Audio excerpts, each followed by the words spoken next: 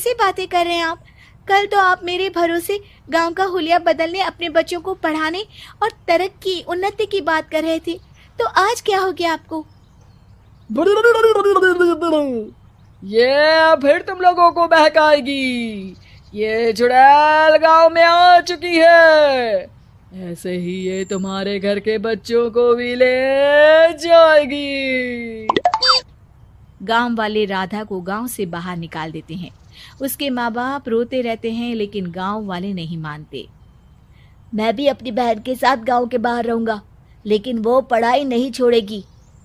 वहीं सरपंच के घर पर सलाहकार कहता है, देखा, सांप भी मर गया और लाठी भी नहीं टूटी।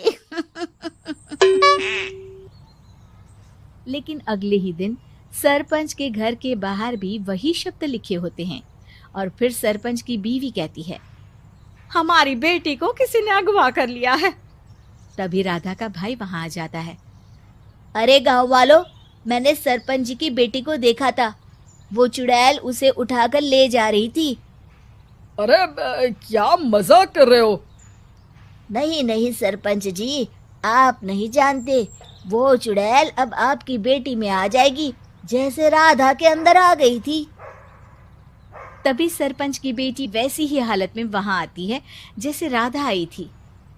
पापा, पता नहीं कैसे मैं गायब हो गई थी। चुड़ैल, इसके अंदर भी चुड़ैल का साया है, मारो इसे। अरे नहीं नहीं, इसे भी राधा के पास गांव के बाहर ही भेज दो। अरे चुप रहो, मेरी बेटी कहीं नहीं जाएगी और चुड़ैल वुड़ैल कुछ नहीं होता है। अरे कैसे बात कर रहे हो सरपंच जी? आप तो बोल रहे थे कि आपका फैसला भगवान का ज्ञान होता है। तो अपने पर बात आई तो अब आप ऐसे बोल रहे हैं। अरे ना ना ना, आपको अपनी बेटी को त्यागना ही होगा। अरे बुलाओ बाबा को। राधा का भाई बाबा को ले आता है, जिसे अब गांव वालों के डर के कारण सच बोलना पड़ता है। मैं कोई बाबा नहीं हूँ, मैं तो मोची था। ये सलाहकार महोदय ने मुझे कहा था एक्टिंग करने को। अब वो मुझे पैसे देने वाले हैं। अब मुझे माफ कर दो। गलती हो गई, मुझे माफ कर दो। तभी वहां राधा आ जाती है।